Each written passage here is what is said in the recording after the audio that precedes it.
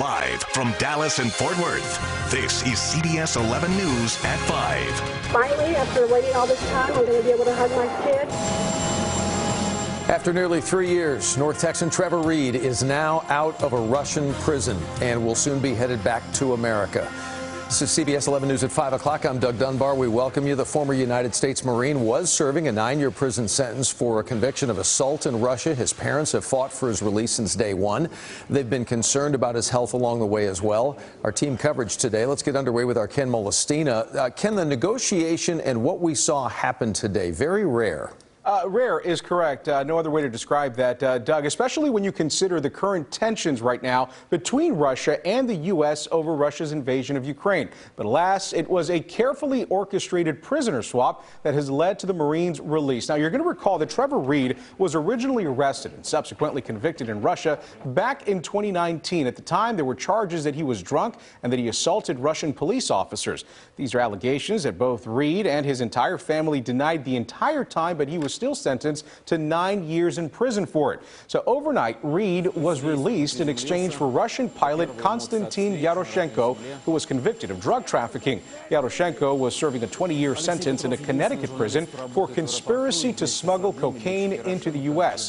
White House officials say these negotiations had been going on for months, and in an interview with CBS Evening News anchor and managing editor Norah O'Donnell within the last hour, the Reeds talked about what had been happening behind the scenes leading up to the release today.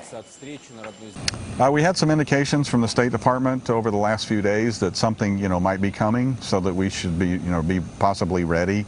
And then we got the call in the early morning hours today that it was happening. We were totally excited, over the moon. We couldn't believe it. We haven't spoken to him in a little bit, so it was great to hear his voice, and knowing that he was on a plane headed home made it that much better.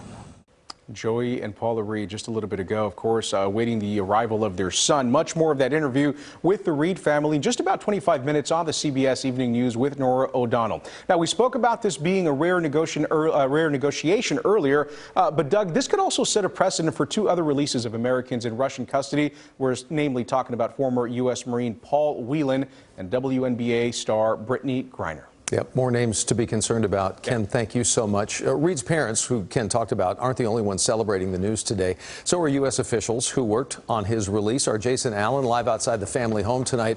So the Reeds had appealed to basically all levels of government based on what they've told us over the last couple of years, trying to figure out exactly who could help them. Yeah, and they found wide support for those appeals, Doug, really from both sides of the aisle and obviously from within the State Department as well. And as Ken mentioned, even with the country's current situation with Russia, the family always believed that there were ways to make this day happen. After years of people working to free Trevor Reed, Representative August Pfluger held a sign in Washington Wednesday that declared Trevor Reed is free. And it's patriotism over politics in this case, where I believe everyone recognized the importance of leaving no one behind. And that's exactly what has happened in the case of Trevor. Pfluger sponsored a resolution in Congress last year calling for Russia to release the former Marine. Once the Reed family realized legal remedies in Russia were probably a lost cause, they started relying more on public pressure and the influence of government officials at the state and national level to lobby for their son's release. Senator John Cornyn Wednesday said he was beyond relieved, and I applaud the president and State Department officials who worked behind the scenes to secure Trevor's release. President Biden said his safe return is a testament to the priority my administration places on bringing home Americans held hostage and wrongfully detained abroad. It does give us confidence to know that, regardless of who may be in control politically, that there are those Americans in some of those positions that are going to continue to do everything possible to put patriotism over politics. Pfluger told me today it was really a relief to see this, given what is going on right now in Russia and Ukraine. And Doug said he also said that there is just as much support to have this same outcome for other Americans who are there as well. Yeah, I think what you just related is a bit of a surprise considering everything that's going on. Jason, thank you very much. And we know from the very, very beginning, Joey and Paula Reed have done basically everything they could to try and secure their son's freedom. Karen Border with a detailed now look at those very efforts. It's been a long fight for Reed's parents, one they say started with trumped-up charges and a country not known for being truthful. August 2019. Marine veteran Trevor Reed was in Russia visiting his girlfriend.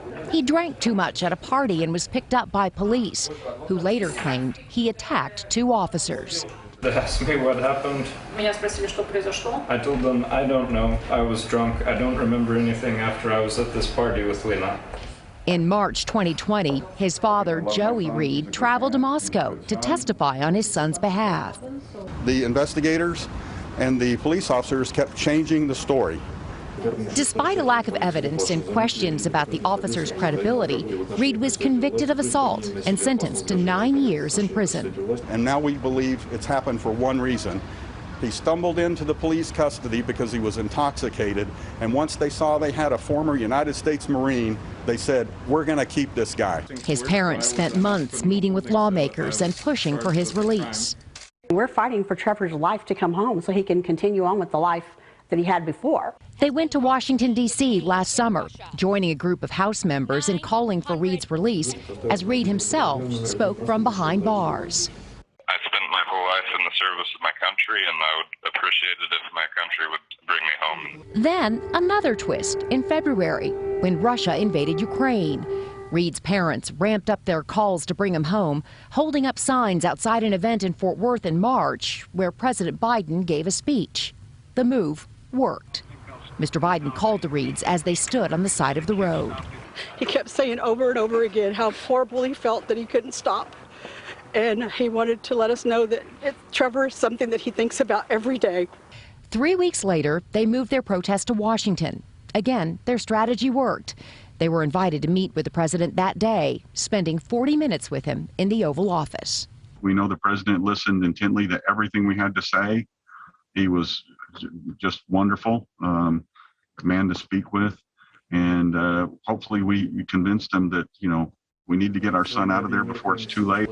Karen Borda, CBS 11 News. And now we know what's happened. And just so you know, we're expecting to hear more from Joey and Paula Reed in about a half an hour or so. When they speak, we will be streaming it all live for you. You'll find that on CBS News Dallas Fort Worth, and that's available through our CBS DFW app. Quick download between now and then if you don't have it already.